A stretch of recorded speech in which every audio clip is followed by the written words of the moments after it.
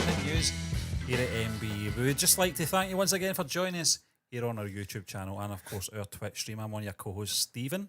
Our other co-host is John. I'll just jump across to your screen there, John. And we're going to be talking about a number of things. We're going to be talking about, obviously, box office. We're going to be talking about Inside Out 2 and how it's been performing, John, which is pretty big news. We're going to be talking about... double check that headline. It's incredible, isn't it? Yeah. Raj Kumar Rao on how Shah Rukh Khan inspired him. We're going to be talking about that. And that will just bleed us into, obviously, our final topic, John, which is Stree 2, which is obviously related with the actor appearing in Stree 2. We reacted to that a few weeks ago, and in terms of Indian box office success as well. But before that, as you can see from our headline, you can see from our thumbnail, we're going to be talking about the Gallagher brothers Tease Oasis reunion. John, just before obviously we get into things, I've got a couple of questions that I do want to ask you before we do get into a really good discussion about this. As you know, folks, if you follow the channel, you know that we did a tier list about a year ago on Oasis' singles. Kind of sort of pattered off at the end for me. I don't know about yourself, I can't remember, John, but it kind of showed me that I kind of lost a little bit of interest in the band further down the line, but not to say that... Listen, Noel will be the first to admit, and he has admitted. I don't think Liam would admit, but Noel has certainly admitted that it tapered off towards the end. I think he'd be...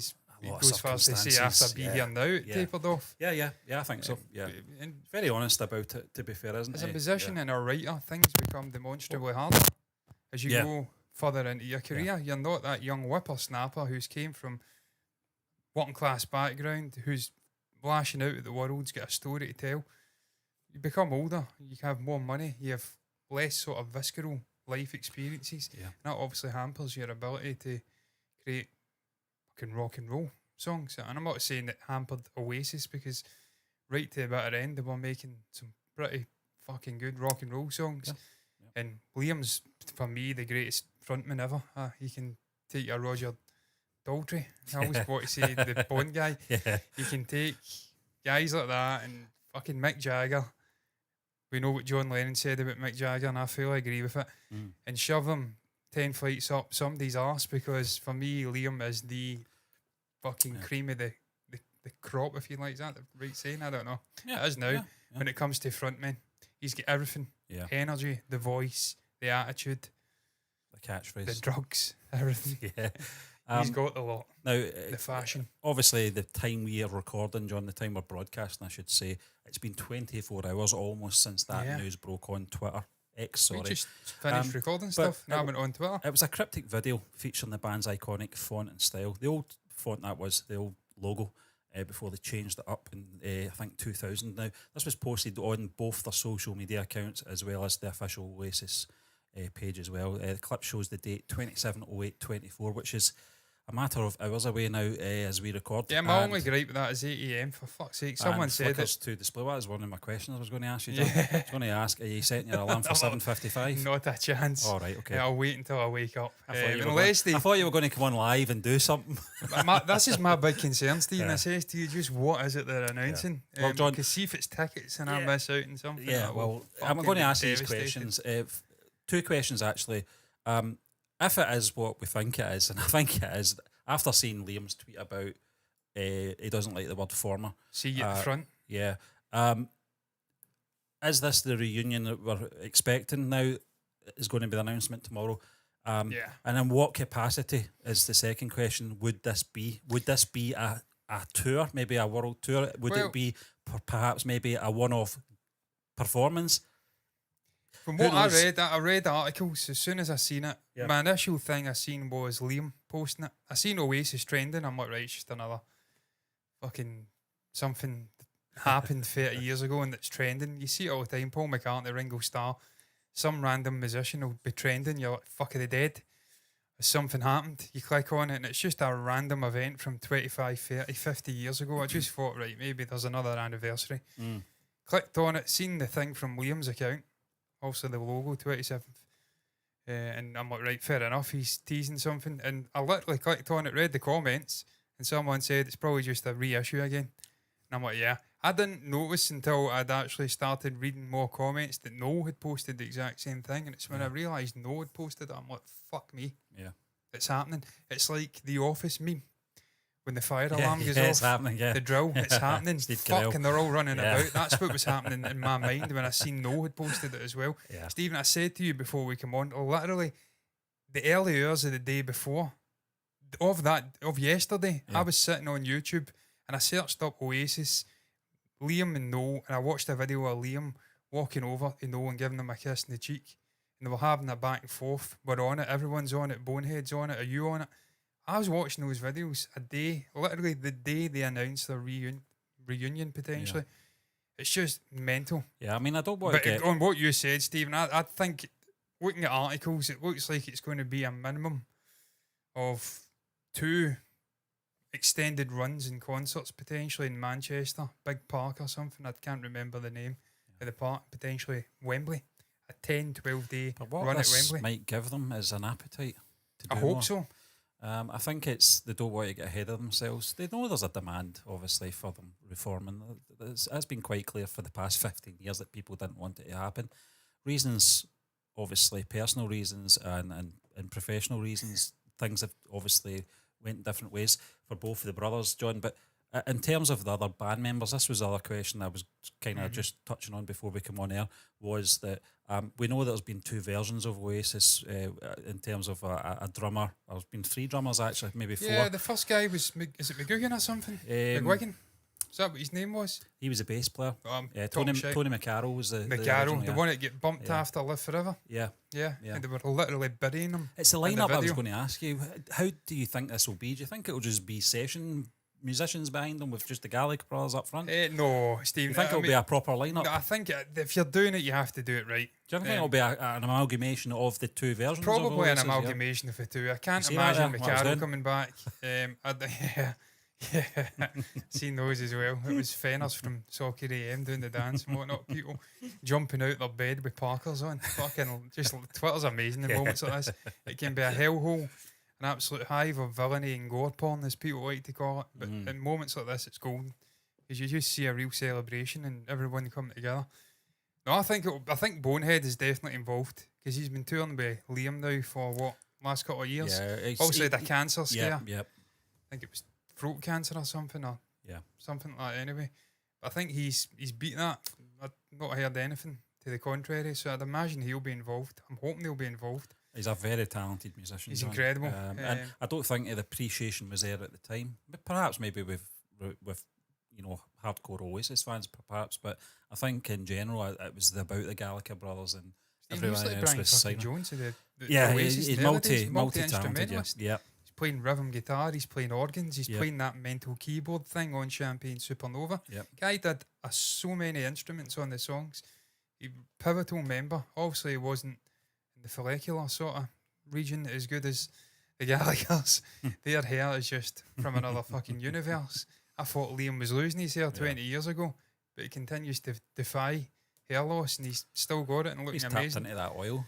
Yeah, I need to get some of that oil. I've been looking into it. I've been looking into castor oil apparently as well. That's an old remedy. I need to get my hair back in time to see Oasis potentially.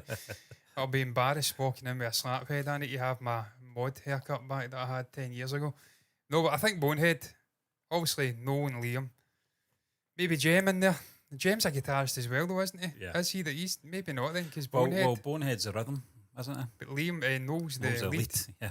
So what does that mean? The Rolling Stones kind of switch it about, don't they? Could do a Pat Smear effort, but you've got 3 guitarists.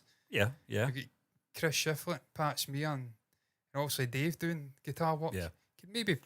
You could switch it up for songs. I don't know. In terms of drumming, that's trickier. I'd love to see, is it Zach Starsky coming back? Yeah. I'd like to see him come back. He's a fantastic drummer. I don't know about McCarroll. I think he's maybe... Alan White was the sort of one for What's the Story, Morning Glory. Yeah. Came in at that point. Who's one of the best drum moments for an Oasis song for me was in Don't Look Back in Anger. Yeah. Sort of midway Just through. listening to that earlier Fantastic piece of drumming. But I mean, it's going to be very interesting to see obviously I know it's speculation just now. Nothing will be confirmed till 8 a.m. tomorrow morning, John. I'm just I can't fucking wait to see what it is. Yeah. Is it just an announcement of the reunion? Do they have an actual tour in place ready to go? I think they'll have a plan. I hope they announce the tickets later on, because it gives me a chance to remortgage things in my life. Not a fucking actual mortgage, because I don't have one. Yeah. But I can sell my kidney on the black market to try and get a ticket. Yeah. Stephen, I've been saying for the longest time, I kind of missed the 90s Oasis. I was too young. Early 2000s, I could have probably seen them right at the end. I was getting to about an age where you were 20 when they split, John. 20 when they split. So I could have probably seen them in the later stages. I missed the opportunity, and it's one of my big regrets not getting to see Oasis in their original run. Never got to see the Beastie Boys, never got to see the likes of David Bowie before he had his heart problems. And it eats away at you, man. REM, you don't get a chance to see these bands you fucking loved, but you just weren't of an age to see. So this would be a phenomenal opportunity. Slightly different to you in that sense, John. It's not a case I don't like Oasis. You know, obviously I've got an appreciation for them. And certainly most of their songs, if you watch your tier list, you'll know that. But there's something, I don't know what it was. In the 1990s, I was just REM eccentric. I was just mad for them, mad for it. But I always kept an eye on Oasis. I was going to say Britpop, but I never related them to the Britpop scene at all. They were something else. They were different. They were far superior to Britpop. But for me, it was always REM first, and everyone, and the Beatles, and then everyone else. But Oasis always caught my eye, or caught my ears, I should say. You know, when they brought out a single, it was an event. You know, it was. You know, when obviously the Roll With It Country House thing was. I think that was peak Britpop at the time. You know, and it was ridiculous. It wasn't even for those two bands. It wasn't even the best songs. No. You know, they could have brought out, and I think Noel Gallagher said that in an interview later on, but. There was just something about that time in the 1990s, wasn't there? You know, when Roll With It came out, some might say, or Don't Look Back in Anger. There was just that period, and obviously my uncle David, he was a fan of them from the very beginning. He had definitely maybe on cassette before it became the thing it did, and it was Live Forever, obviously, Cigarettes and Alcohol. But I mean, it's just so many iconic songs, so many iconic moments. Broke records at the time as well, John. We've talked about this off air in terms of there hasn't been another band since that's kind of been able to produce hit single after hit single at a very high level of quality, iconic videos, and the characters within the band as well. You just can't get anymore. You know, I used to just love watching them on the news.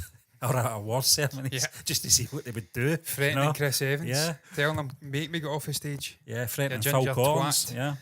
He fucking hates Phil Collins, doesn't he? No, Liam hates everyone. No, Stephen, you're right. Just some iconic moments, turning up with a leather sort of parka, fucking duffel jacket on, with the beard, just looking absolutely demonic. Liam, obviously Nebworth. I thought, no, in terms of what you said, Stephen, them being the last of the great sort of bands to come out, really, in terms of hit after hit after hit, and the sheer energy behind them. Noel nailed it in the documentary about Nebworth. It kind of culminated in Nebworth, even though that wasn't the end for the band. It was just mobile phone, it was like the peak of the 90s, peak of Oasis, peak of everything, just the energy, everyone living in the moment. I think it was even, do you know what I mean? He was talking about that song, how it was just, you had to be there to experience it. It was just, there's nothing like it since, because you can't have something like that now. It's too mundane, it's too fucking beige now. It's too organised. And the artists are too beige and too inauthentic now. They don't have that rawness. They don't have the ability to go about their lives without someone videoing them every 20 seconds and posting it up on social media. But they've also had this lasting effect as well, John. Since the split, everyone who... It's a new generation, Stephen, discovered them. Well, yeah, but people that lived it, John, like ourselves, you know, that lived it when they were there. Even 15 years on, I still catch myself going into a Noel Gallagher interview on a radio station, whether it be Capital or whatever.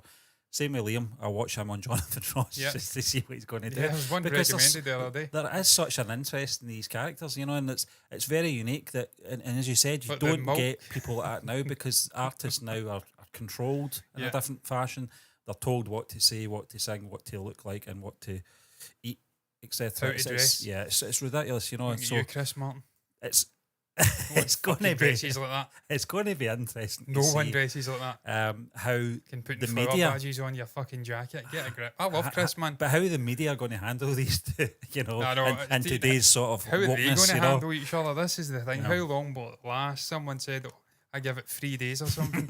And Liam replied with, can you see it? I can't remember. He slapped him anyway.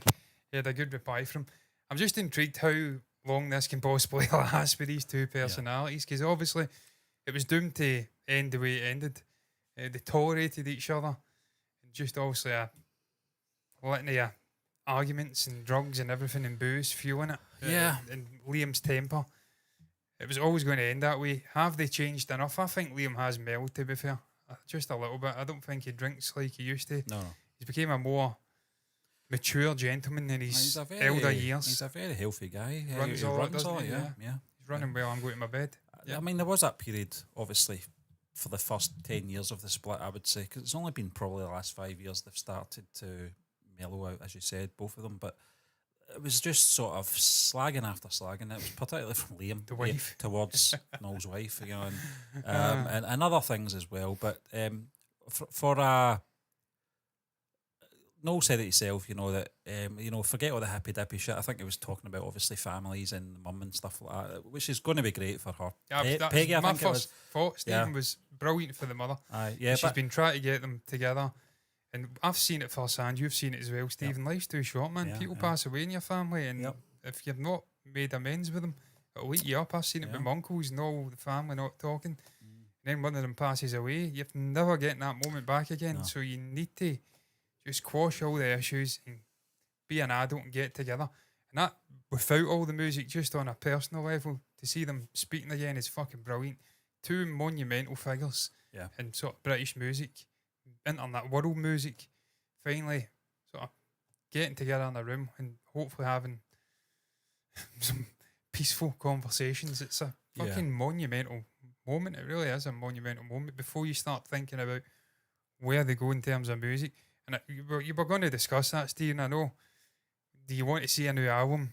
Where do you want this to go in terms of, is it just going to be a sort of a tour, potentially international, potentially just in two environments in Britain, Manchester, London, multiple nights to allow as much people a chance to see as possible?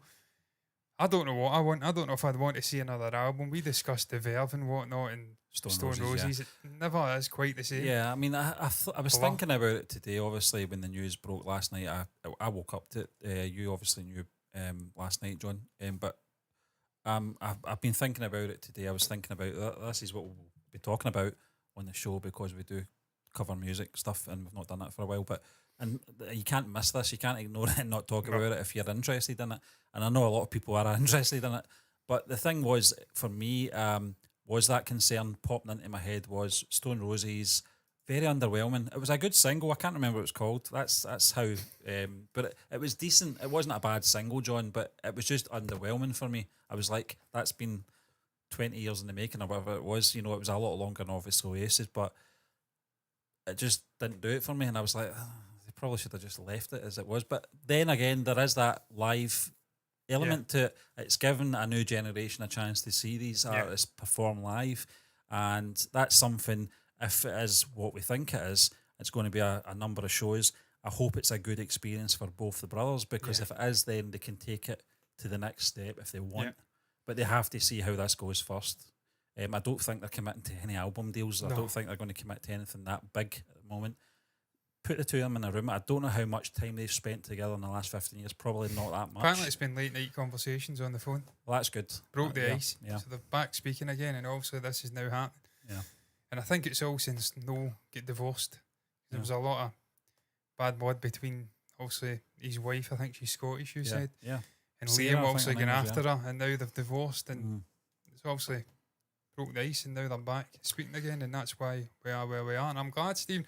Obviously, you don't want to see him getting divorced and what that does for his family unit, but at the end of the day, I'm selfish. I don't give a fucking shit about his marriage. I care about Oasis. That's not what this show was about anyway. We're not here to no, I'm not it's here. all family matters. I don't really care about his fucking ex-wife. All I care about is him and Liam getting together. But in terms of 2009 to 2024, John, in terms of their careers since then, how have you how have you rated it? How have you?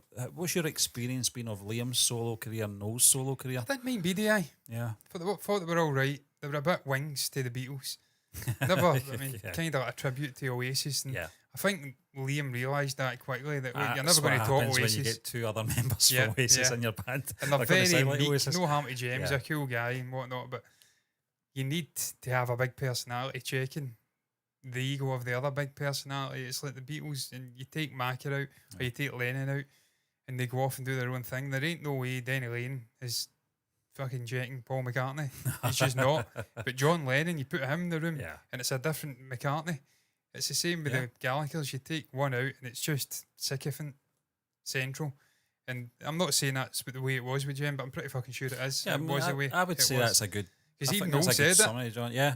He said during the argument that broke them up, it was the sort of standoffish nature of the other members. They were like, he's like, you're not going to fucking back me up here. You're not seeing what's going on here.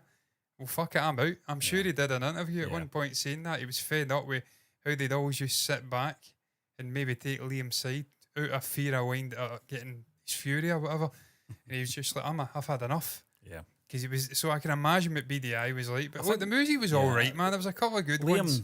Liam tried to maintain the Oasis vibe. Yeah. And he still maintains that because he doesn't want to lose that identity, whereas Noel went the other way in certain singles. Yeah. Certainly, I can't remember what it's called, but there was a couple of dancing numbers in there. I love Black Star. Yeah, Black Star Dancing, yeah. I think. I love that song. Yeah, I like the way the video was brilliant. It's an old 70s British sort of comedy club pub. Yeah. You even get that bell-end comedian. I can't imagine Bernard Manning, can't imagine Noel being into him, but he's in the video anyway. So I've liked the way they both went off and done different things. I think Liam's found himself in the last 4, 5, 6 years when he's kind of went more solo artist, and he's still doing the Oasis hits and whatnot for a live audience. He's catering to the younger generation. They get to live the experience of an Oasis gig through Liam. Noel, on the other hand, I think is more reluctant. He does a lot of his newer stuff. He'll put the odd sprinkling of Oasis stuff in. Yeah. But it's obviously not the same. He admitted it recently that he'd been nowhere without Liam. Liam would be nowhere without him. His voice is iconic. I think he says his is like a half pint of Guinness in a pub or something in Ireland or something along those lines. Yeah. And Liam's like 20 tequilas on a Friday night. That's his voice. Holy Mountain was the other one that I liked, which was really good at the time. It was kind of a Marmite for a lot of people, John, but Council Skies for me was a very good album. I know it was only out last year or the year before, and there's so many great songs on it, and I think it's just went back to, it's a bit of a cliche saying it, back to his roots, but I think just in terms of vibe, feel and songwriting, it just felt like it was back his Oasis days, Yeah. So I think this might be the right time. I don't want to get ahead of myself. I don't want to obviously build up my head. This is what's going to happen. We're going to get another album or anything like that, because I'm quite happy if it is just a couple of shows and then see what happens. Just to witness that and seeing another generation being able to witness it as well in person. And I know you, as you said, John, you missed out on it, obviously. Yeah. And I just hope I can get tickets. I hope we're not fucking high-wateringly expensive. Yeah. It's going to be really tricky. I think what I can't speak for you, Steve, but I think for me, if I want to see them, I'd probably need to hold out hope that they do enjoy being together again during the initial run of concerts, and then maybe they expand it and do stadium tours. Then you've got an opportunity. If they do 2 nights at Hampden or something on Murrayfield, then I'll probably get a ticket for that, and I'm cooking at that point. Aye. The initial, it's going to be like fucking Willy Wonka, the golden ticket. Forget about it, man. Yeah, on to Poms. But yeah, talking about the actual different solo careers again, things like Wall of Glass and whatnot, as you said, Council Skies, I think it was an actual song on the album called Council Skies, and it was fucking absolutely brilliant. I like what they've done. I like the fact they've went off and I like that Easy Now song. Thing. I really like that one. I think that's fantastic. But Noel's obviously a far superior writer, and he's always been the brains behind the operation. You can see that. He's hits throughout his solo stuff are, for me, still a level above Liam. They like the sort of raucousness of Liam's voice and frontman energy, but they're still a level above. So, I mean, but I've really enjoyed recently listening to Liam singing Liam's been collaborating half a world away and whatnot, doing alternate takes and Noel songs. It's been really interesting. I think his voice is recovered. It was an abomination. 2000 and I want to say 2005, 6, 7. Yeah. It was really bad. It was painful to the point where he couldn't even. I mean, you could see Noel cringing, but I think Noel deliberately screwed Liam over long term by making the songs in a key that was just pushing Liam's voice to the absolute limit. And when he was younger, he could get away with it, but as he was also getting older, the drugs and the drink and the smoking and his vocal style of singing from the throat, in the back of his throat instead of from maybe the chest or whatever, he just couldn't hit those notes anymore. I think it was almost like long-term sabotage from Noel. It's the master plan. Yeah. It's like, you're going to argue with me, bitch, well, I'm the writer, so I'm going to fuck you over and put this in the key. Long term will wreck your voice. But I'm glad to see he's obviously been doing work on the voice, and he's not quite to 95, 96. Oh, I don't think 94. He ever will. I mean, he's in his 50s now, John. Yeah. But pretty good. His stuff with John Squire has been very good as well over the last few years. And I'm just thinking maybe perhaps Squire maybe. Could you imagine? Could you imagine? That'd be you crazy, just know, man. If they announce these concerts, the backing acts are the sort of not the backing acts. What you call them? Fucking the rest of the band. What do you call them? The ones that come on before. The support acts. Yeah. Supporting acts. They'll be unfucking believable, man. Yeah. I can just picture it now. The supporting artists that will be doing these concerts, and even like what the Foo Fighters do now. They get Paul McCartney. They get all these different singers and whatnot on. You can imagine you'll get some people coming on for songs and whatnot. Might get Weller coming on and stuff like that. Yeah, guys like Squire, like you said. Yeah, he's friends with Noel, but Liam doesn't like him. Does he still not like him? Yeah, he's never. You know what Liam's like. Leopard doesn't change its spots. Album's alright. I like him, man. He's a class guy. I love Blair as well. Never quite had the energy of Oasis, but in terms of technical stuff, and see, I say technical, but I watched Graham Coxon on that pedal show, and he surprised me that he doesn't have great technical guitar playing at all. He basically says he was winging it. Yeah, his entire career. Yeah, goes with the feel. Yeah, but it's just like making shit up. Yeah, he's like, like coffee and TV. It's just fucking gibberish. Yeah, you could barely recreate it. So he maybe knows actually a better guitarist. Yeah, I don't really know, to be honest with you, but I mean, I think it's great news. I think obviously tomorrow we'll know about it. We might have something on the website. Certainly we'll not be up at 8 o'clock in the morning doing shows. But I mean, we'll probably have something written on the site about it. Once obviously things break and we find out exactly what it is, I do hope it's not going to be something massively underwhelming like a deluxe edition of fucking Definitely Maybe or something like that, 30th anniversary or something like that. Because that album came out earlier in 94, it wasn't this late. There's definitely been enough sources now saying that it's on. Yeah. They've been speaking and that it's definitely coming, and they've basically get the details of what the tour's going to be initially. It's going to be 2 venues, multiple nights. So I think there's definitely. I think it's Wembley. I think it's going to be Wembley. They're saying Wembley, but they're questioning whether they've got enough notice to do as many nights in 2025 as they're planning. I think they're trying to show up Taylor Swift. I think she done. It's not a fuck. I really do. I resent it when they say. I mean, I don't know why I resent it because I don't mind Taylor Swift. I think she's all right. She's fine. I'm not going to have the Swifties coming after me. Yeah, she's all right. She's not offensive, She's not my cup of tea. It's not my kind of music. But I resent it when they say she sold out 10 nights in Wembley. It's not fucking Wembley Stadium, man. When the last time I looked at, was it not West Ham Stadium? Was it? The Olympic Stadium? I may be wrong. Maybe it was Wembley. I don't fucking know. I wasn't there. I think she got Ed Sheeran out in one of them. Oh no. Right, okay. This is why we need Oasis back. But Oasis, man, Oasis it'll be Wembley. It'll be 90,000 seater stadium, and it will sell out for like 12 nights if they do it. Yeah. And for that alone, I want them to do it just to show the world this is how it's really fucking done. Yeah. This is how it's done. It's funny, John. Over the last couple of decades, particularly since they're split, I think that a lot of people in the US have had a sort of renewed appreciation for Oasis and their contributions to music, John. I watch reactions, as you know, all the time, music reactions. I don't know how they get these things past checks on YouTube, but I don't know how guys who are in their mid-20s to 30s never heard are saying they've never heard of Oasis. You're a fucking liar. But I'm talking about younger people, John. That'll come on and they'll listen to it and they'll appreciate it, and it's just good to see, and it's good to see that there's going to be a new generation that's going to witness this. They're going to sample a bit of what it was like in the 1990s with just album after album, hit after hit. It didn't feel like at the time it was going to end. I'll be honest with you. See, round about even 97 when Be Here Now came out, it didn't feel like it was going to end. There's still some good tracks on that album. I know it's not Noel's favourite album. I know that he said they wrote most of it in holiday, and it wasn't the same as writing the first two albums when, well, first album was probably when he was still in a council estate.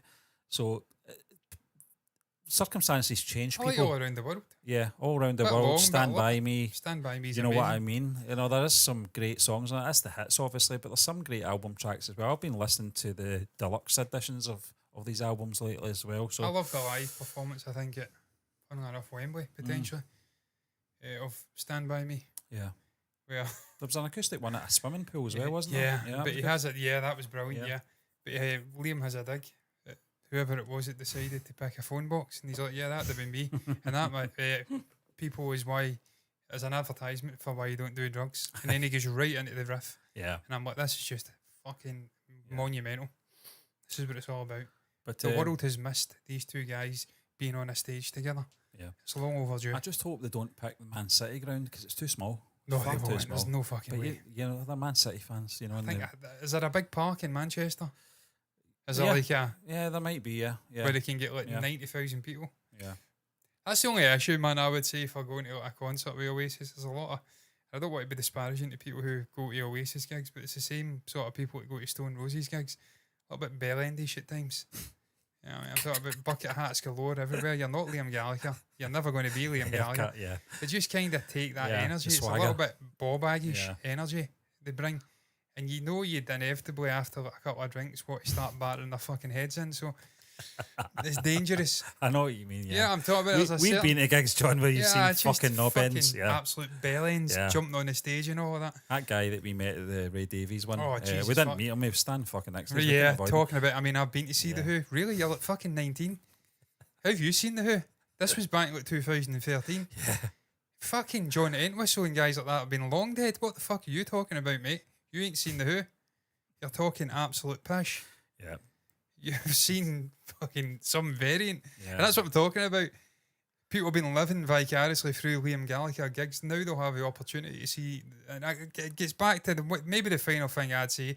Can they recapture that energy? Yeah. They were in their 20s, they were in their 30s when they were last doing it. Maybe getting up to maybe 40 or something when it all came to crashing it all. Try to work out 22, 15 94. years ago, yeah. Liam would have been about 22, Noel would have been about Liam's 26. 52 just now. Yeah, so they're about like Yeah. 30 odds. 40. Yeah. Late 30s, early 40s. So yeah. when they're in the real height of their game, it's mid 20s, early 20s to 30s. They had that energy. as you Different said, energy, yeah. man. Yeah. They're on coke, they're on everything, they're pissed up, and they're going on stage not giving a shit. It's a different ball game when you're in your 50s, man. Do you have that energy? Yeah. That's the concern when you come back. It's a different ball game, so it's going to be interesting. We'll see, yeah. I mean, obviously, I think we'll all know by tomorrow, this time Yeah. tomorrow, what's going down, and we'll probably talk about it at some point. Perhaps maybe John will do a live show this week. Solo one. I'll see what Get I all can the do. gang back in, the comments and stuff. Oh, God, yeah. All the characters. They never appear on this fucking show. I don't know why I get hammered with They them. don't like me, that's what it is. I- They probably just think you're on your own. I'll give Yeah, you he some needs company. help. Yeah, Yeah. give you some company, but Pity for me. yeah. Yeah. But we're going to move on, John. But before we do, folks, if you've got any comments to make in terms of this Oasis potential reunion, if you're watching this in playback, the news is already out. Let us know what you thought about the news. Were you happy about it? You're not that fussed? Not bothered at all? Let us know in the comment section. We'll certainly read what we can and we'll respond. So we're going to move on, John, to our next topic. It's all about Inside Out 2 hits 1 billion at international box office. What is that noise? Was that a chair? I thought it was a door. It I'm sounded like a balloon going down. Yeah. I thought it was a fucking door. But, I'm like, is that a door? Getting shut? Trapdoor. Then I realised it can't be because I've not heard anything coming up. This is interesting. There it is again. What is that? It's every time I speak. Is it my voice? Am I breathing in? Come through my nose. I fucking swallowed the kazoo. A lovely Rachel. John, Inside Out 2 becomes the first animated film to earn over $1 billion at the international box office. It's the 12th movie ever to cross $1 billion from overseas markets. And among the 55 definitely, films that have made $1 billion globally. Only Inside Out 2 and 11 live-action films have done so from international earnings alone. Notably, Disney's 2019 The Lion King, although heavily animated, is considered a live-action film by the studio. John, we actually talked about this when we were doing the reaction. When we were doing the reaction to Mufasa, we talked about it. Is this a live action? This is technically, well, they do class it as live action, funnily enough, although it's not. Come at me, it's not fucking real. It's not. You've not seen fucking lions fighting with talking hyenas or whatnot. It's just not possible. You've not got David Attenborough out there filming a fucking pack of, you call it a pride of lions, and then having them getting voiced by, I don't know, Donald Glover. Or someone else. That's not happening. It's not live action. It's hyper realistic. Like Donald Glover. That can't be real. I'm convinced Donald Glover voiced one of the characters in the Lion King remake. I don't know if he probably did, John. But I'm going to search it up. I'm going to say my wife actually. He did. Thank God, Simba. She did. She downloaded it purchased it from Prime Video. I know it's on Disney, I think. And the kids love it. They've been to see both films in the cinema, and it's. I was watching a bit of the first one. I think we were watching it a couple of months ago, and I was sitting watching it. I'm of an age that remembers a comic in Scotland called The Dandy. And there was this comic strip called The Numbskulls who worked inside the head of the main character and controlled them. I went, that's a fucking rip-off. The Numbskulls.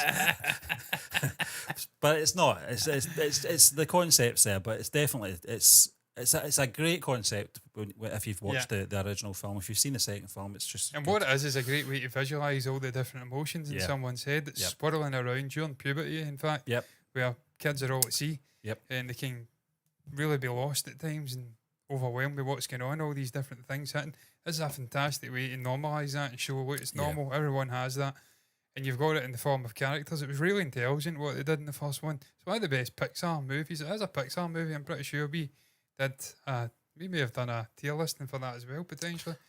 Maybe I spoke about it. I can't remember. Maybe ranked it. I think we did, Yeah, I did rank the original pretty high. It's one of the better ones. There's been a lot of good Pixar films. Just a really interesting story, funny little animations. I didn't really see the necessity for a second one, I'm not going to lie.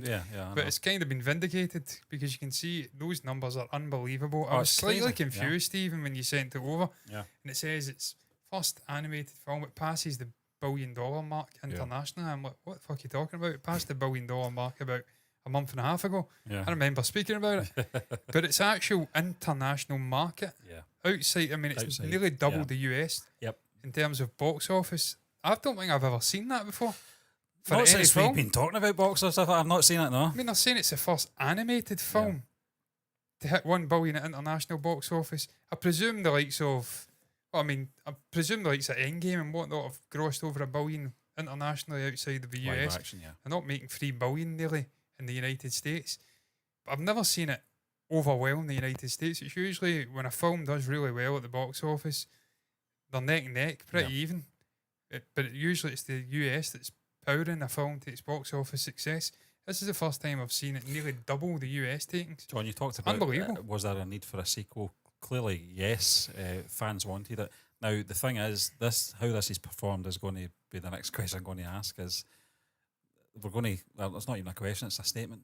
We're going to get a third one, aren't we? It's I've not seen the second, so I don't know. I just don't want them to do what they did with Toy Story. They see a cash cow there, as they call it here, and they say, let's just rip the absolute pish out of this and create new characters that are fancy. You can't create any more emotions. Greed, is that one? I don't know. Potentially. But I think in terms of what you said, John, in terms of the story, it's a very neat way of normalising emotions for particularly young teenagers who are through, as you say, puberty. They're going through all these range of emotions from hour to hour. I was going to say day to day, but I've got kids. I know what they're like. So, and I remember what it was like being a kid as well, growing up. You have just mood swings and you don't know the reason why and stuff like that. So, in a way, it's a good way of getting out there, getting the message out there that, this is normal. we all go through it, and that's for me is what Pixar's excelled at for years. It's a coming of age, yeah. It's like multi-layered storytelling. Yeah. Everyone can get something out of it. It's really intelligent the way they craft. We saw that in Toy Story. The formula's always been there for Pixar, and they've stuck to it, in terms of they get the message out there on different levels. Visually, it'll appeal to really young kids on a visual level and on maybe a more mature story level. The adults will be able to perceive messages in it, and then the in-betweens will all get something out of it as well. So it's really clever. Some of the best writing in a film in the last 20, 30 years have came from that studio. They've done really brilliant stuff. The other thing astonishes me of this performance as well, it's only been out for 10 weeks. Yeah. You're only talking the start of summer this came out. And it's just went strength to strength. Disney, it was required for Disney because they've been toiling at the box office for the last couple of years. This is a big sort of reprieve for them in terms of what they're doing. You're talking 1.2 billion for Deadpool and Wolverine. I don't think many people prior to this year would have seen Inside Out 2 outperforming Deadpool and Wolverine by nearly 500 million. Yep. I think that would have been a surprise to most people. Well, the funny thing was, this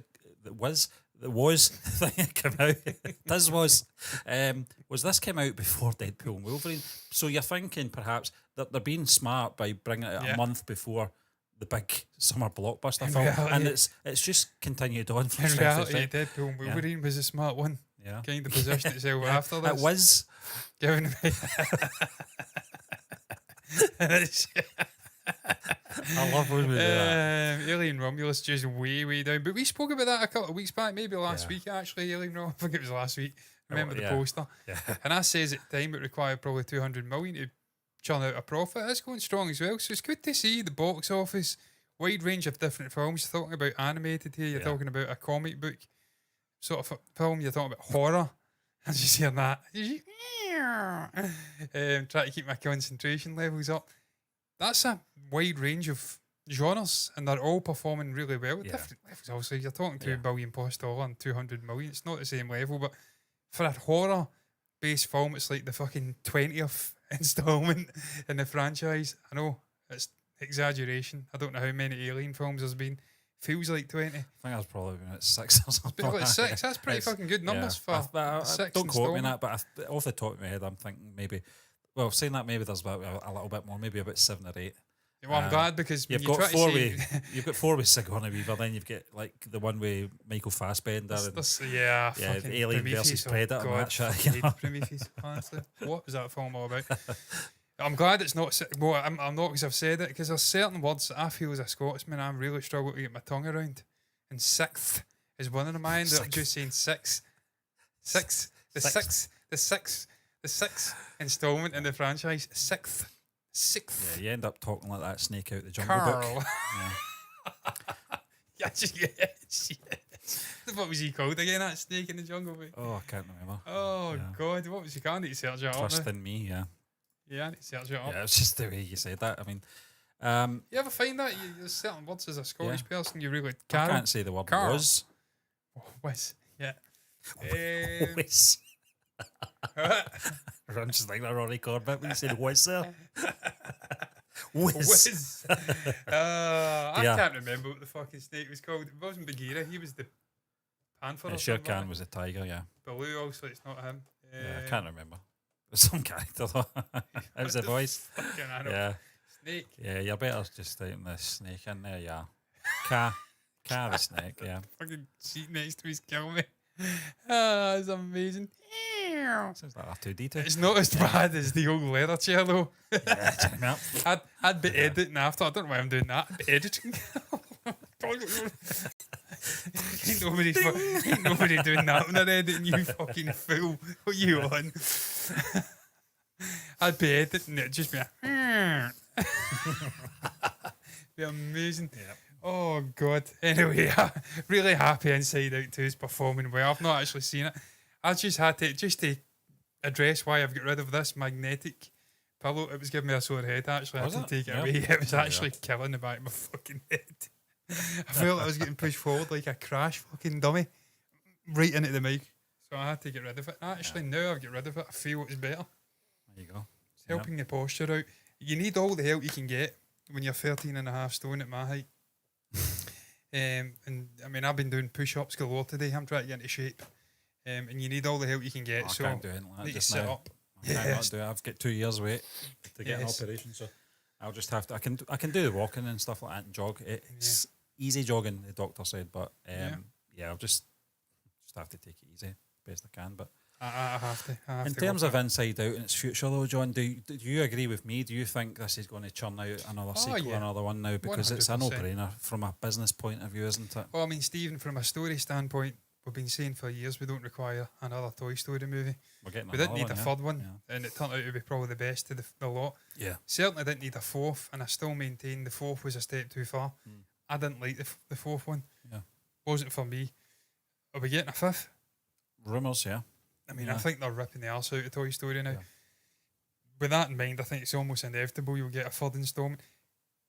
Hollywood have got an absolute raging boner for sequels and indeed trilogies. So when you get to a second part and it's performing like that, it's fucking chewing, you're getting a trilogy. I think there's something different about animated films, though, in terms of they don't sort of sully the previous films when they do that. Pixar, I can still go back to the original Toy Story after seeing the fourth one. It doesn't really... Well, it's not that bad that it's going to ruin the experience. I just feel it's unnecessary. Yeah. I don't feel you need that film. It was a step too far. I feel like the third one was a brilliant bookend, really emotional ending. That ended it beautifully. And you're kind of just, right, let's do another one just for the sake of it. You don't need to. They stand the test of time, those three films. Yep. But to be fair to Pixar, they never really just churn it out for the sake of it. There's probably some rationale and a reasonable story. And a lot of people liked the fourth instalment. It was a Marmite film. Kaboom, yeah. So, Duke Kaboom was fucking alright, to be fair. Yeah. The porcelain doll character played by, what was she called again? Yeah, I can't remember. Yeah. Pretty good character to come back. Yeah, I can't remember. Yeah, I know what one you're talking about. Yeah. Very... Bell, something Bell. Was it the sort of Bo Peep? Bo Peep. Yeah. Bo Peep, that was the one. Yeah. She came back, so that was moments, but fought the Spork, stuff like that. It was moments in it. Yeah. More I keep speaking, I'm actually talking myself into fucking liking the film, so maybe I did like it. I think the kids like it, but I think from our sort of age range, it's a totally different experience, John, because you look at it differently when you're a kid. They like the characters. I mean, like I was obsessed with the original Toy Stories. Forky, etc., whereas we see it as a bit, perhaps maybe gimmicky, adding new characters in just to give it that spark, I suppose is the word, just to give it ignite the sort of interest in it again. So, yeah, I think we'll probably see it. It's difficult for a film like Inside Out in terms of its message. How much further can you convey that message without it regurgitating itself, So we'll see how it goes. Quite well you read. Yeah. But we're going to move on. But before we do, have you seen Inside Out 2? What did you think of the movie? Did you see it over the summer? Anything you want to say about that, just drop it in our comment section below and we will certainly read it and we will reply. We're going to move on, though, to our penultimate topic, and it's all about Rajkumar Rao on how Shah Rukh Khan inspired him. Yeah, that's a better way. But it's Rajkumar Rao discusses the influence of Shah Rukh Khan, SRK, on his acting career. The highlight, the Stree actor, 2 actor called SRK, has a star and reveals how Khan inspired him to pursue acting. This is coming in from Times of India, and I'm pretty sure there is a few quotes in there, John, but Srikanth, I noticed he was in that as well, and I know that one of our writers reviewed that I think earlier last month on the website. So the guy's doing the rounds at the moment, and you mentioned that when we were doing the reactions last night, John, about in terms of composers, directors and actors in India, they keep themselves busy with maybe about 5 or 6 projects per year. I don't know how they can do it. I honestly don't. When you see our actors over here, there's maybe about a handful that can manage that sort of schedule. Showing our actors up. Yeah. For being lazy bastards. But to be fair, when you think of actors over here, your mind immediately goes to the superstar actors. Leonardo DiCaprio, Brad Pitt. I'm kind of pushed myself into a corner here. Like Scott Adkins is doing 50 films a year. Yeah. There's actors who are maybe not at the absolute top almost. I mean, you think of top actors, SRK in India. I mean, he's only done 3 films last year or something. He did. Yeah, I mean, but that's probably similar to top actors, probably one or two. And then the really, really top ones, they'll maybe pick and choose, and they do one every fucking 2 years, 3 years. Yeah. But they're rare, even over in India, I'd imagine that'd be rare, and it's rare here. SRK done what, 2 or 3, didn't he? And I think 2024, off the top of my head, he done Jawan, Patan. Did Donkey come out? I think that came out the year after. Yeah, it came out early. So he's done like yeah, 2. Yeah. So he's, I mean, maybe the top actors in India. As well, but Shah Rukh Khan's an older gent as well, that perhaps maybe, in his early days he was doing that. But the guy's left a mark, obviously, on the art. And obviously, we cover story, Stephen. Yeah, but it's his backstory. He's just an inspiration. We cover obviously a lot of Indian entertainment news, John, and it all harks back to who inspired who. And a lot of people, obviously, certainly from the Bollywood neck of the woods, will say Shah Rukh Khan. But it goes further than that. We've seen actors from the South commenting on how Shah Rukh Khan inspired them to become an actor. Not a successful actor, just an actor. It just inspired them. Watching his movies, watching his performances over the last 3-4 decades. I think Vijay Sethupathi was one of them. I'm sure he commented on Shah Rukh Khan, his sort of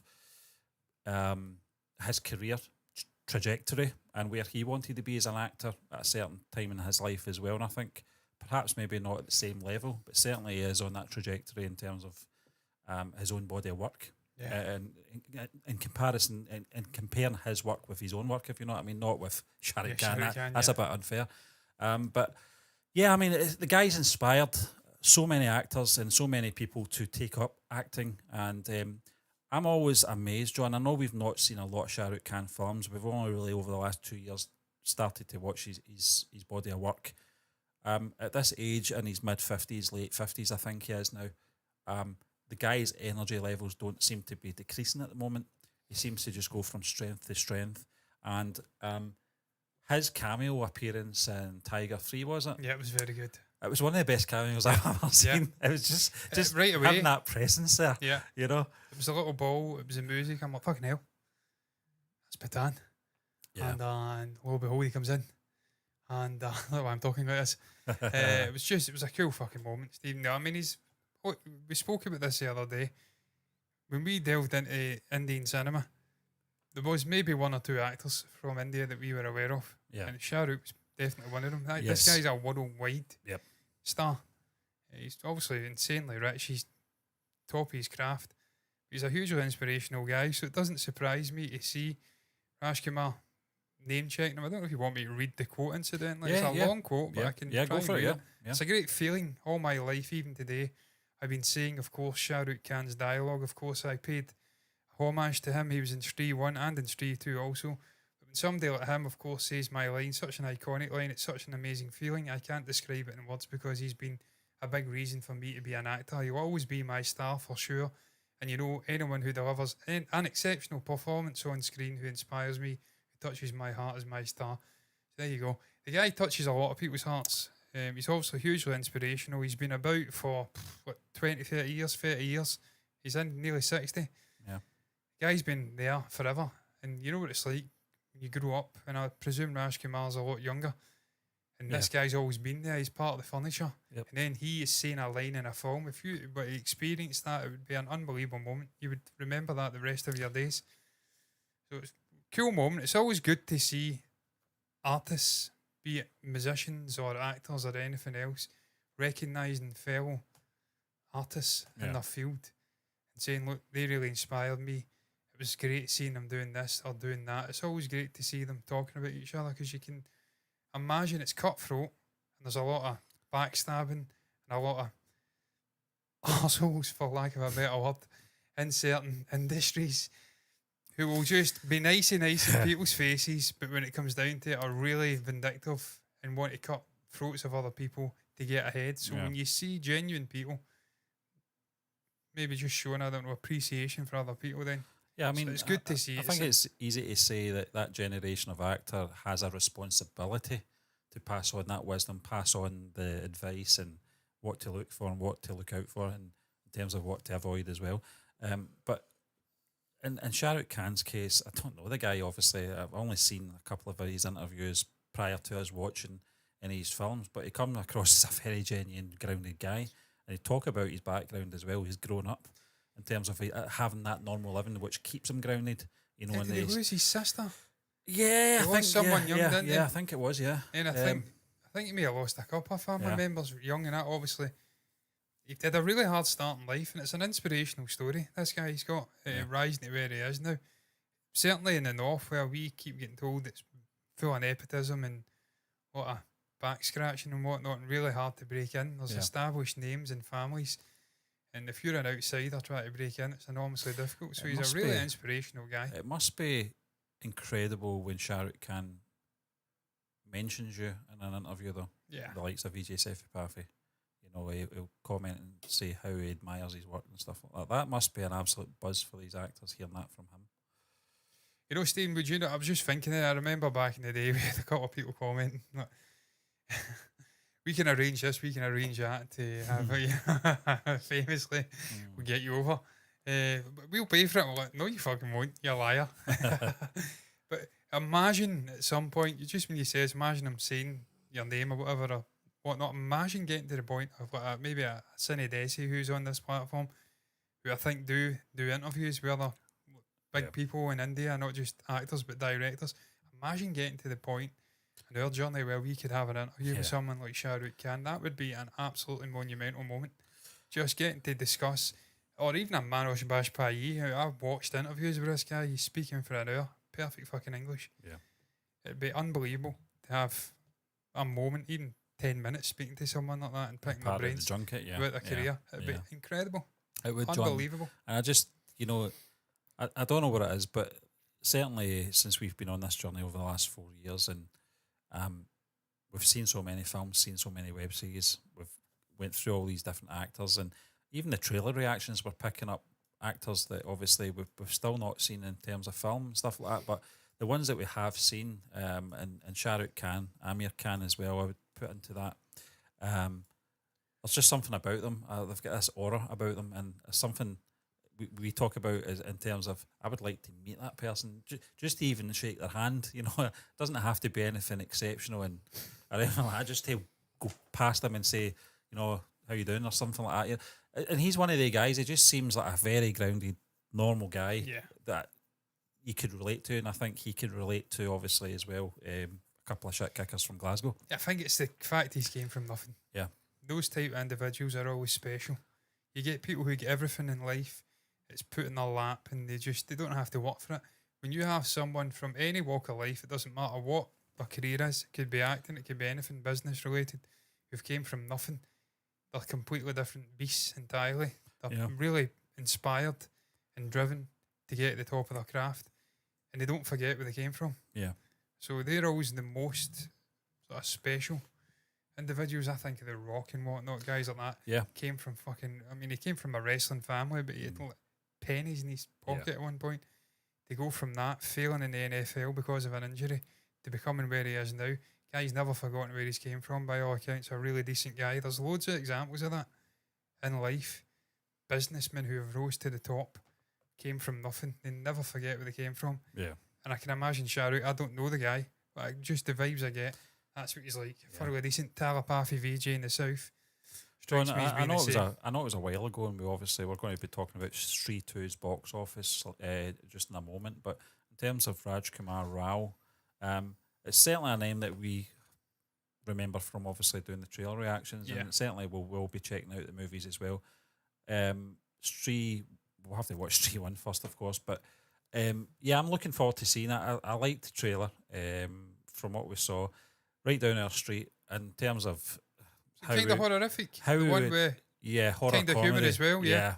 I was getting what's his name? Does Shaun of the Dead director? Yeah, Edgar Wright. Edgar Wright vibes from it. Definitely the sort of way it was cut, sort of tone of the humour as well. Because I think when we watched it, we were kind of, whoa, this is a bit over the place, but it was deliberate. It's constructed in that sense. It's Silverburn, John.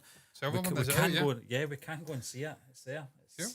It's 7:30, which is not It's doing too all right bad. in terms of Rotten Tomatoes as well, and Decent, on yeah. IMDb it's getting good ratings. It Yeah, seems it's to only- be for a sequel at least. I mean, It's they only usually- been out 11 days, is that? Yeah, 15th 11 days, August, yeah. So it's not been out too long, but it's, I mean, It's going certainly. to be really good to find Well- out the box office. I know we're going to discuss that, but in the United Kingdom, Yeah. what Yeah. it is in the United Kingdom, That's interesting, we'll yeah. get that information. But yeah, Yeah, I'm looking forward to seeing the first movie first, obviously, because I think both of us do like that genre, horror comedy, and certainly big fans of Edgar Wright. Beetlejuice, obviously Tim Burton's got that knack for horror comedy as well, and it's just something right down our street. But so we've got a comment from Podry. Podry Padre. I say Podry. Padre, yeah, I think of Harrington, the golfer. Incidentally, welcome, my man, from Ireland. Always love people from Ireland coming in. They're saying next year, 2025 potentially. It's getting announced at 8 a.m. tomorrow, though. yeah. No one really knows, but all indications are 2025. Yeah, Lots of concert or gigs, 2 venues. The Yeah. talk is Manchester, it's London. nothing confirmed, but Nothing Liam confirmed. definitely did say. See you at the front. He did say maybe, yeah. So we'll see. Liam's heavily hinting, and I can imagine we never even discussed that element of it. I can imagine Liam just now. He's probably not slept in a week. Yeah, down in the Guinnesses. He will be buzzing out of his fucking mind. at We're this. going to move on to our final I topic. mean, it was at John. Reading a couple of days ago. What is it's obviously connected to what we're talking about there, Stree 2, and this is obviously the box office success. Stree 2 box office day 11 beats Avengers Endgame, Eyes Dangal, and Avatar 2. Performance Stree. We have to stress this as in India. Box office in it's India, not worldwide. Stree 2 has been a massive hit at the box office, breaking several records. Collected 92 crore net during its second weekend, bringing the 11-day total to 384 crore net in India. Is that right? Surpassed the India net collections of Avengers Endgame, which generated 373.05 crore, Jailer, which created 348.55 crore, and Sanju, which created 342.57 crore. The film is now set to challenge the lifetime collections of Dangal, which got 387.38 crore, Avatar The Way of Water, which was 391.4 crore, and Salar Ceasefire Part 1, 406.45 crore in India, on track to cross 500 crore net domestically by the end of its third weekend, domestically as in Indian domestically. So has to stress that, yes. John, what's your thoughts on that? I'm just quickly, furiously trying to find out. You're doing the conversion, yeah. I fucking hate it when they do this. Yeah. I hate it because it's not. That is not right, and I know it's not right because I've just looked at Box Office Mojo. That is not right. 1 crore equals 10 million rupees. Yeah. So it's 500 million rupees. That's what a crore is. 500 million. Fucking am I doing here? I don't know. I honestly don't know. Rupees. What the fuck is this? In pounds, we'll go with pounds. Yeah, about 4.5. Yeah, that's probably about 5. Yeah, that's about right. Right, about $5 million, 4.5 million pounds. Yeah, it's doing well, Stephen. Look, even over here, I mean, you see the numbers here. It's nearly £500,000 grossed here. You've seen in the last 5 to 10 years the struggles of major Western Hollywood horrors at the box office in the United Kingdom. Yeah. Halloween, the reboots, the new trilogy, it was fucking terrible over here. Really underperformed. Yeah. So for an Indian horror comedy film, a sequel at that, they'd be grossing nearly £500,000. It's probably about 300,000 when you look at the conversion in the United Kingdom. I think that's pretty decent. Yeah, I think that's pretty good. We've not seen the film, obviously, but just off the vibes, like you said, of the trailer, looks like a fun, well shot, technically very cool film. It's got sort of typical kind of villain, borderline mummy ghost kind of villain. The one thing it does sort of concern me, John, is the running time for this genre. It's a little bit too long for a horror film for me. Yeah, but when you factor in post credits and I was just rewatching. I wasn't rewatching. I was watching Kalki. Yeah. 2 nights back. It takes about 5-10 minutes to get into the film proper. It's something that's very particular to Indian cinema. That though. Yeah, we saw Takes a Triple long, R, John. but yeah. We saw a lot of Western YouTubers they couldn't actually, handle that. They can't. They've got no patience. But the running time's probably closer to 2 hours 20 2 hours 18, which is not too bad. Not horrific. I'll say don't overstay your welcome with a horror. It's comedy horror. It's not out and out horror, to be fair. So you can get away with so much, but in terms of keeping it fresh with the comedy, but I do like fucking good. Gallagher, I've thought to say, John. I know it's on Netflix, so I'll probably catch it at some point, and we can maybe do just a review of it rather than. Obviously, we can't do the watch along. I wasn't planning watching it, to be honest with you, but we're kind of. It's just out on streaming. It's long though. That's the only thing. It is long. It's 3 hours, and it feels 3 hours. We kind of. I think it was Patan. We did. Off the bat, didn't we? And it got pulled from the channel, and we got a strike as well. So maybe not the best thing to do. Brabus is really good, isn't it? Yeah, but that's got nothing to do with Stree 2. In terms of Stree 2's box office, John, I know obviously demographics is different to when it comes to comparing films like Avengers Endgame and the Western sphere, and I'm getting tired now. Been up since 7 o'clock, and Slumlords, and obviously an Indian audience. I wasn't going to say anything. I think the appetite is slightly different, John. That's what I'm trying to say. Yeah, without slurring. The appetite, I do it all the time, don't worry about it. And I do it at 3 in the afternoon, so I don't know what my fucking excuse is. Before you do. You're the same. Not today, I've been on it today, to be fair, from the get-go. I had 8 hours sleep, which is rare for me. Yeah. The sleep app said jet fuel. So I'm like, I was optimal waking up. I'm like, this is going to be a good fucking day for me. And it's been a pretty good day. So I've had 2 cups of coffee. I've had 1 cup of coffee. Maybe not the best thing. And a cheesecake. Did you have your cold coffee that I got you?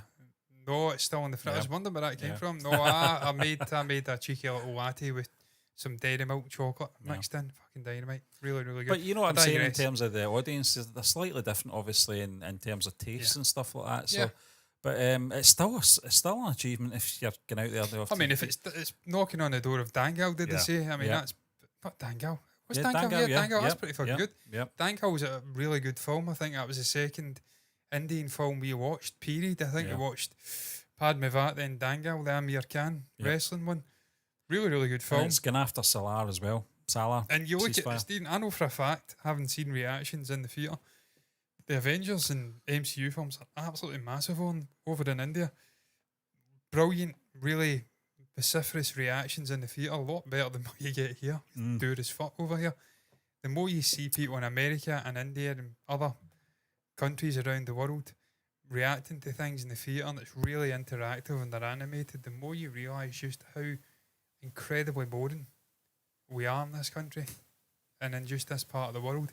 And I know why it is, and I'm not going to bog the stream down, the show down in its final stages, beginning on about weather, but it really, I genuinely do believe the constant rain and 2 miles of fucking grey cloud above your head at the height of summer. I mean, that rain yesterday was absolutely fucking abhorrent. Like, just horrendous. I can't think of the right word. I'm combining horrific and horrendous together. Horrific. Horrendific. Just an abomination, the weather. That's why we just dulls us. We just become fucking husks walking about, and that goes into the theatre. What am I getting at? I know for a fact Avengers Endgame was a huge success over in India. It's beat Avengers Endgame, so that shows you the level of performance we've got at the box office. Very impressive for Raj Kumar and for everyone involved. Yeah, definitely. And the fitting. Yeah. Hats off to them. Well done. We're done now. We're done and dusted. We are done and dusted. What's your thoughts on Oasis? So, Cloak and Daggers just now. The 27th of the 8th, 24 at 8 AM on both the Gallagher brothers' social media platforms, on X, the gore porn fucking website. Thanks, Elon. I got to see a Russian soldier getting the upper part of his torso blown off with a drone. Wow. I'll not go further as to what happened after that. Needless to say, I am desensitised to just about anything. But that shocked me greatly. So thank you so much for that, Elon. But I digress. The Gallagher brothers are on X. Cracking and they have announced microphones? Are they? Yeah. It's not in this video. Not in this video. Oh, thank God. Yeah. People check that. Maybe it is in this video. But yeah, what's your thoughts on the Gallagher brothers announcing it looks like a reunion 2025? All right, yeah. And 2025 looks like they're back. fucking hugely monumental, pivotal moment for music, for just fans of the band. It's a pop cultural moment. This is a fucking potential zeitgeist moment, not just for Oasis fans, but just for everyone. These guys announcing a return. I just hope it's filmed and broadcast somewhere, because I'm got that much chance, small in the grain of sand, of getting a ticket for any one of these fucking concerts when they get announced, inevitably, probably 8 a.m. tomorrow when I'm sleeping. What's your thoughts on it, though? What's your thoughts on Inside Out being the first animated film in the history of film to top 1 billion at the international? Billion. 1 billion dollars internationally, outside of the United States of America. Share your thoughts down below about that. Thoughts on Rajkumar Rao praising Shah Rukh Khan, saying it's always been his star. Just his involvement in the Stree films. I want to say Stree. Spoke about it for like half an hour. The Stree films. Thoughts on Stree 2 as well, topping Endgame and knocking on the door of Dangal's performance at the box office over in India. Share your thoughts down below in the comment section about anything at all we have discussed on this show. Like the video if you've enjoyed it, subscribe to the channel, hit the bell icon to get notifications straight to one's eyes. Same thing over on Twitch, follow button, notification button over there to see us live over on a completely different platform. And all that's really left to be said at this point is thank you for watching us, thank you for the comment, Padre, and until the next time.